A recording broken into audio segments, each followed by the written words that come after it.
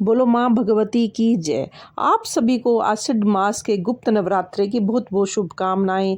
आषाढ़ गुप्त नवरात्रे 6 जुलाई से शुरू हो रही है और 15 जुलाई तक रहेंगे।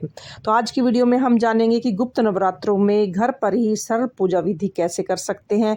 तो गुप्त नवरात्रों में जो पूजा की जाती है वो विशेष साधनाओं की पूर्ति के लिए की जाती है, या मनुष्य की अपनी कोई विशेष कामना होती है उसके लिए ये गुप्त नवरात्रों की पूजा की जाती है।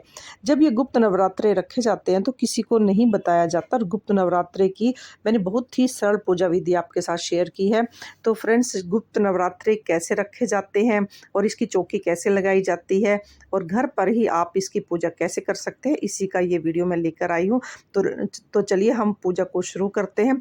तो सबसे पहले सुबह नहा धोकर स्नान करने के बाद हम एक चौकी लगाएंगे। चौकी पर हम लाल रंग का वस्त्र बिछा लेंगे और उसके बाद हम थोड़े से फूलों से या चावल से आसन देते हुए जो भी भगवान की माता की आपके पास स्वरूप है, मूर्ति है, उसको आप आसन पर विराजमान कर देंगे।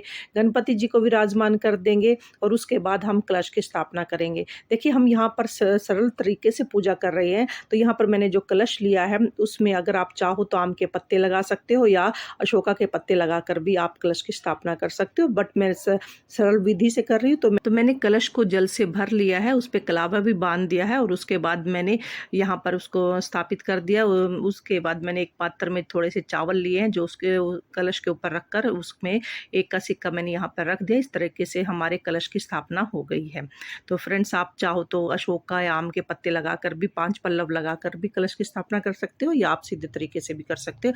उसके बाद हमने एक लोटा जल लेना है और अब हम भाव के साथ गणेश जी को और माता को हम स्नान कराएंगे। भाव के साथ हमें स्नान कराना है और स्नान कराने के बाद फ्रेंड्स अब हम शुद्ध देसी घी का दीपक जलाएंगे, धूप दीप जलाएंगे।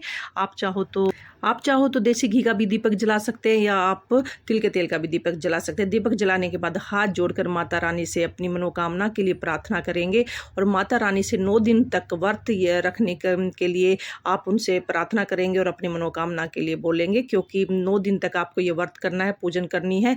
और उसके बाद हम गणेश जी को कलावा समर्पित करेंगे, उनको तिलक करेंगे, माता को चुन्नी अर्पित करेंगे और उनको तिलक करेंगे, अक्षत समर्पित करेंगे। और उसके बाद जो हमने कलश का लोटा है उस पर भी हम तिलक करेंगे।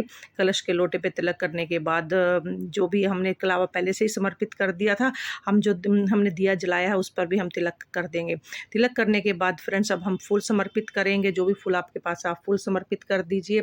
फूल समर्पित करने के बाद जो आप फल, जो भी आपके पास भोग प्रसाद है, आप ड्राई फ्रूट समर्पित कर सकते हो। अगर हो सके तो आप पतासे समर्पित कीजिए, क्योंकि माता को पतासे का भोग बड़ा ही पसंद है। उसके बाद जो ऋतु फल है वो समर्पित कीजिए। एक जल का लोटा आप समर्पित कीजिए। दक्षिणा जरूर समर्पित कीजिए, क्योंकि दक्षिणा हमारी पूजा में रही कमियों को पूरा करती है। और उसके बाद फ्रेंड्स हम एक दिया लेंगे और उस दिए में हम कपूर रखेंगे। अगर आप चाहो तो गाय के गोबर के उपले के साथ भी माता को भोग अर्पित कर सकते हैं या आप कपूर से भी कर सकते हैं। मैंने कपूर जला दिया है और उसमें मैंने एक पतासा लेकर उसमें भोग के स्वरूप में अर्पित कर दिया है। अब मैंने लौंग लिए हैं, 2 लौंग के जोड़े हमने इसमें समर्पित कर देने हैं। तो ये फूल वाले लौंग होने चाहिए और उसको हमें यहाँ पर 2 जोड़े हमें भोग के रूप में समर्पित करना है। उसके बाद हम अपने सीधे हाथ में जल लेकर 2 बार वार कर उसके बाद ये माता को जल अर्पित कर देंगे, माता को शांत करेंगे। उसके बाद अब हम आरती करेंगे। पहले गणेश जी की आरती करेंगे, फिर माता रानी की आरती करेंगे। बड़े ही भाव के साथ हमें आरती करनी है। आरती करने के बाद फ्रेंड हाथ जोड़कर माता से प्रार्थना करेंगे और पूजा में रही कमियों के लिए क्षमा याचना करेंगे।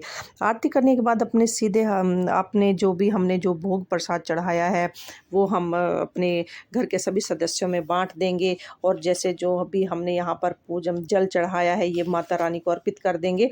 और जो दूसरा जल का हमने लोटा था वो हम सूर्य देव को अर्घ के रूप में अर्पित कर देंगे।